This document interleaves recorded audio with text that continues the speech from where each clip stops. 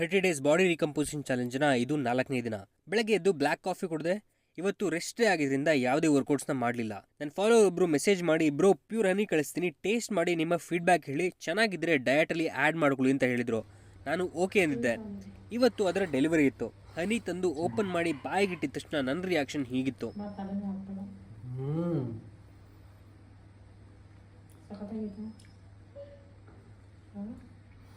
Smell ನೋಡಿದ್ರೆ ಗೊತ್ತಾಗಿದೆ ಇದು ಒರಿಜಿನಲ್ ಅಂತ. ನೀವು ಕೇಳ್ಬೋದು, ಶುಗರ್ ತಿನ್ನೋದು ಬಿಟ್ಟಿದ್ದೀರಾ ಅಂದಮೇಲೆ ಹನಿ ಯಾಕೆ ತಿಂತಿದ್ದೀರಾ ಅಂತ. ಹನಿ ನ್ಯಾಚುರಲಿ ಸ್ವೀಟ್ ಆಗಿರುತ್ತೆ, ಯಾವುದೇ ಆ್ಯಡೆಡ್ ಶುಗರ್ ಇರಲ್ಲ.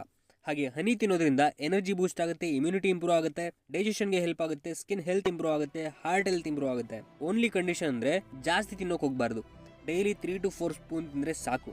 ನಿಮಗೂ ಪ್ಯೂರ್ ಒರಿಜಿನಲ್ ಹನಿ ಬೇಕು ಅಂದರೆ ಸ್ಕ್ರೀನ್ ಮೇಲೆ ಕಾಣ್ತಾ ಇರೋ ನಂಬರ್ಗೆ ಕಾಂಟ್ಯಾಕ್ಟ್ ಮಾಡ್ಬೋದು. ಸಂಜೆ ಊಟ ಆದಮೇಲೆ ಯೂಟ್ಯೂಬಲ್ಲಿ ನಾನು ಮಾಡ್ತಾ ಇರೋ ಬಾಡಿ ರಿಕಂಪೋಸಿಷನ್ ಬಗ್ಗೆ ಒಂದು ಫುಲ್ ಲೆಂತ್ ವೀಡಿಯೋಗೆ ಸ್ಕ್ರಿಪ್ಟ್ನ ರೆಡಿ ಮಾಡಿ ಇವತ್ತಿನ ದಿನ ಮುಗಿಸ್ತೀನಿ. ಧನ್ಯವಾದಗಳು.